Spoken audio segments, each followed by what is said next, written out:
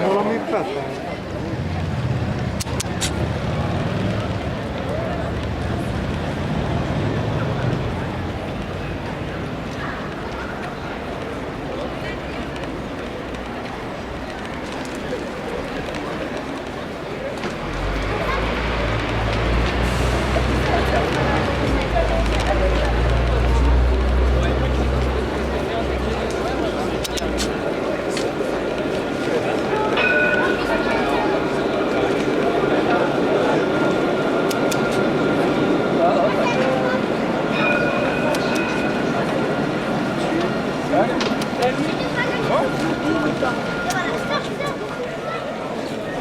On dit, hein, c'est ce que j'ai. Pas du tout.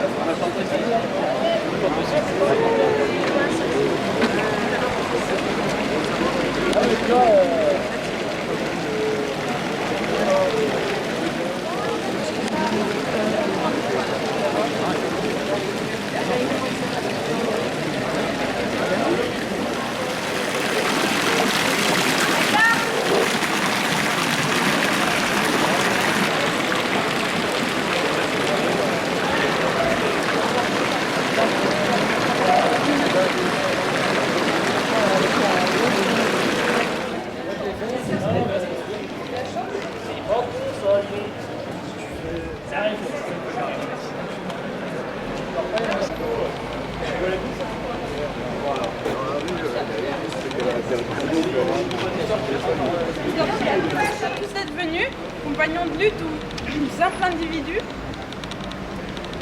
Avant tout, l'UJED Solidaire Étudiant souhaite adresser tout son soutien aux proches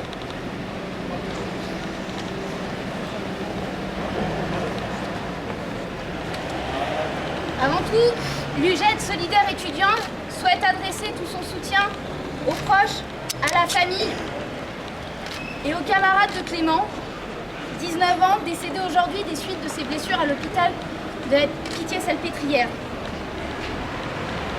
Clément, militant antifasciste, a été frappé à mort à la sortie d'une vente de vêtements par des militants d'extrême droite supposés appartenir au JNR.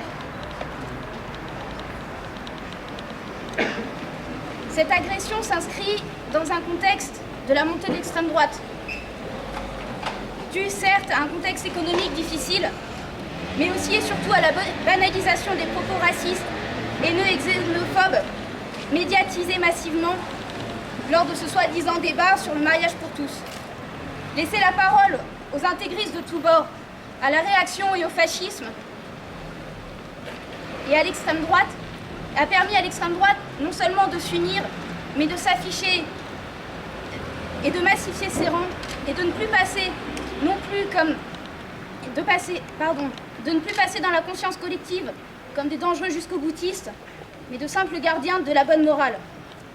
Mais la mort de Clément ne peut que rappeler le vrai visage de l'extrême droite et celui du fascisme, qui s'impose par la force, peu importe son nom et peu importe où il est.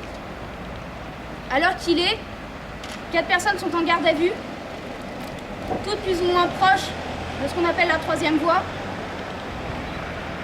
JNR, pas troisième voie. Hein?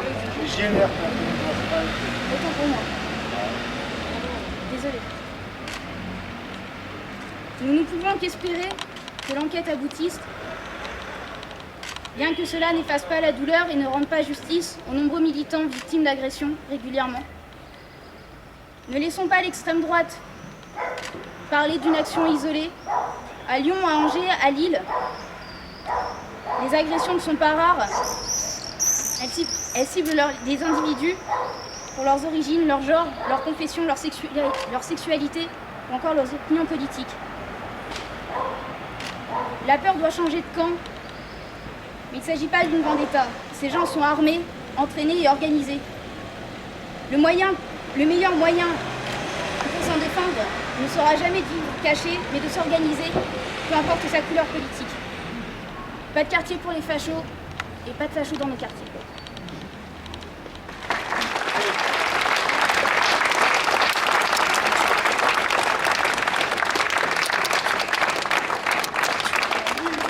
Où on en crève, le fascisme, c'est la gangrène. On les limite, où on en crève.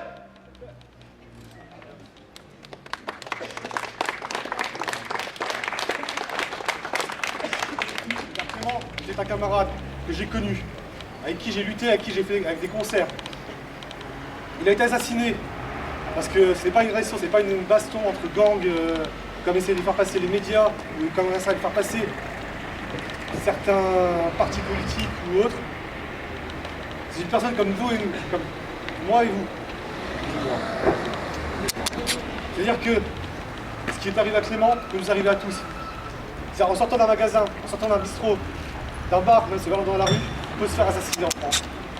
Car oui, le fascisme tue en France encore.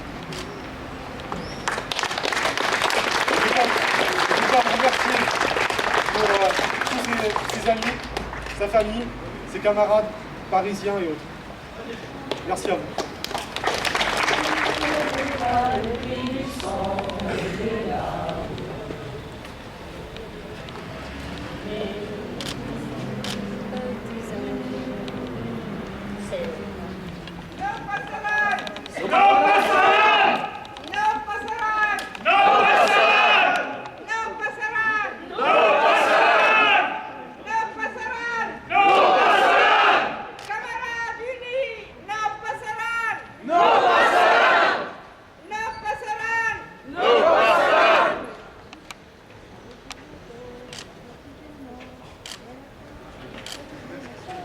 Moi j'aurais juste une question à l'État aussi, surtout, pourquoi est-ce qu'il faut attendre d'avoir quelqu'un qui meurt pour avoir des réactions? Hein, à chaque fois. Voilà, si on peut avoir une réponse, des actions, au lieu que ça se passe par le peuple, merci. Encore on dira merci quand ça se passera. Ne passera pas, le fascisme ne passera pas, le fascisme ne